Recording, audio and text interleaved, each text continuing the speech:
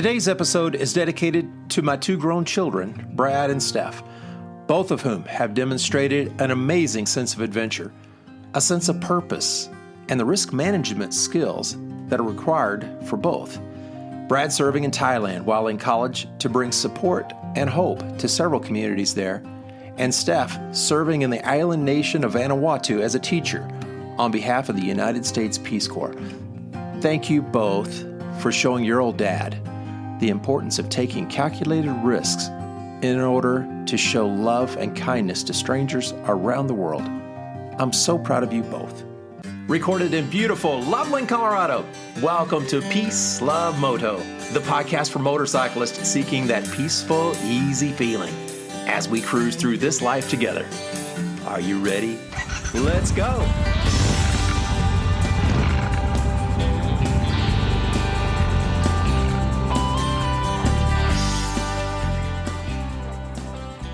The fact is, when we ride motorcycles, we take a risk.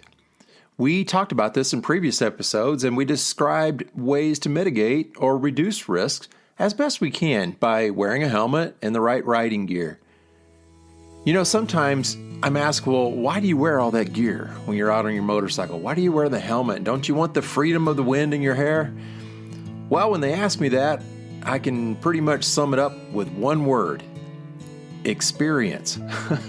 If you're like me and you've ridden a lot of miles in your life and you've been out on the road quite a lot, there are things that just happen when you're out on the bike. It's not just about crashing and the protection from that. It's also just about the normal day-to-day activities we have with riding, like a little tiny rock that falls off of a truck that's driving toward you at 60 miles an hour, all the while you're riding in the opposite direction at 60 miles an hour, and it strikes you at a collective pace of 120 miles an hour. Even a raindrop at 60 miles an hour can be extremely painful if you're not wearing the proper jacket. Well, enough about gear for now, but in later episodes I'll be describing specific skills for mitigating risk for riding a motorcycle in the mountains. There are times of the year and weather conditions which are fabulous for motorcycling in the Rocky Mountains of Colorado.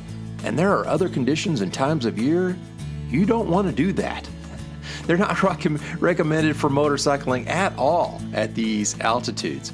Again, we'll talk more about this later, but for today, our conclusion is that through calculated risks and just planning ahead, we do this because it's worth it. Because motorcycling makes us happy. So today, we'll take a deeper dive into concepts and practices for risk mitigation while riding a motorcycle, and we'll have some great examples. If you have not followed the series of motorcycle adventures by actors Ewan McGregor and Charley Boorman, you should. They are fascinating. Let's begin with one of them called Long Way Round. It was released in 2004. This documentary follows Ewan and Charley as they ride their motorcycles from London to New York via Asia, covering a distance of about 20,000 miles. In 2007, they released the documentary called Long Way Down. In this documentary, Ewan and Charley ride from Scotland to Cape Town through South Africa on their motorcycles covering about 15,000 miles. And then finally in 2020, we have Long Way Up, which is where they embark on this epic motorcycle journey from the southern tip of Argentina to Los Angeles, California, covering a distance of about 13,000 miles. And what's so significant about this is they did it on electric motorcycles. Wow. The challenge itself there was just finding charging stations, so it is quite the adventure for sure. Now, as of the timing of this recording, these documentaries are available on Apple TV Plus, and they really capture the challenges and the triumphs of navigating through challenging terrain, extreme weather conditions, and cultural differences, which is quite significant. Along the way, they encounter diverse communities, explore local customs and traditions, and showcase the beauty of the natural landscapes, and more importantly, from what I see, the beauty of humanity. These documentaries are thrilling and they're inspiring. They highlight the power of the human will and the love that comes from human connection. Over and over, the word kindness to me comes into my mind when I watch these. Kind people from all over the world. Many parts of these journeys were also in support of UNICEF. If you're not familiar with UNICEF, it stands for the United Nations Children's Fund, and it promotes the protection of children globally. On many occasions, the guys get an opportunity to go and visit UNICEF facilities and meet the children and see the wonderful work going on with these wonderful people. So in the Long Way series, what practices of risk management do we see? Well, first we see planning. Ewan and Charley clearly did not do these adventures alone. Not only was there a third motorcycle riding along with them just about at all times for the purpose of filming and also for safety, but they also had a full staff of professionals who came along on the trip in specially modified vehicles. There were 2 of them in most cases.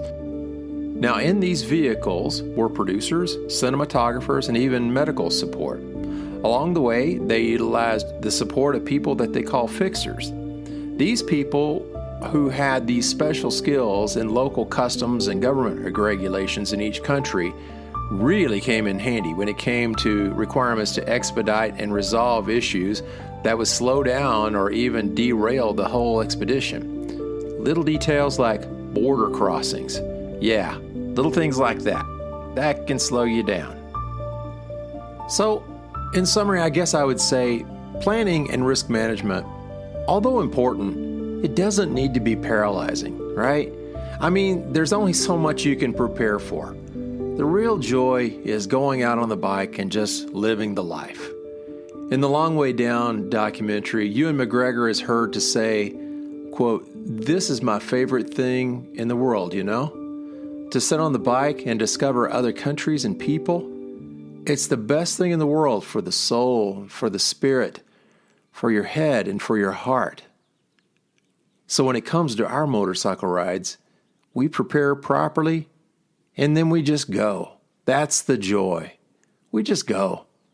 It makes us happy. Finally, this. A book that's on my shelf that's probably in the most ragged of conditions is called Blue Highways. I carry it on my motorcycle and into coffee shops sometimes.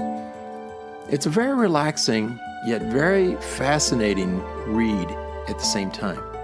Blue Highways is a travel memoir written by William Least Heat Moon. It was first published in 1982, I believe. The book describes a journey he took in the late 70s around the United States, traveling only on secondary roads, which he called Blue Highways on his map, avoiding the interstate highways. Now, what prompted this journey was actually a couple of losses. The loss of a job followed immediately by the loss of a relationship. So really, without much to keep him homebound, Least Heat Moon decided to take control of the situation through travel and exploration. Fortunately for us, he was an English professor, and he had a gift for communication, and so tactfully relayed these adventures in an honest and really riveting way. Throughout the book, Heat Moon meets a variety of people from around the country and experiences different cultures and ways of life. He weaves in stories that he hears and historical information about the places that he visits, while also reflecting on his own life and the meaning of his journey.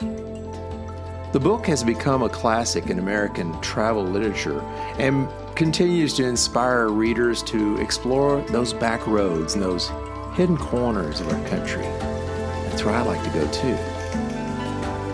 So when the conditions are right for you, when you have mitigated the risks as best you can, and when the stars align just right, maybe you too need to strike out on your own adventure by motorcycle.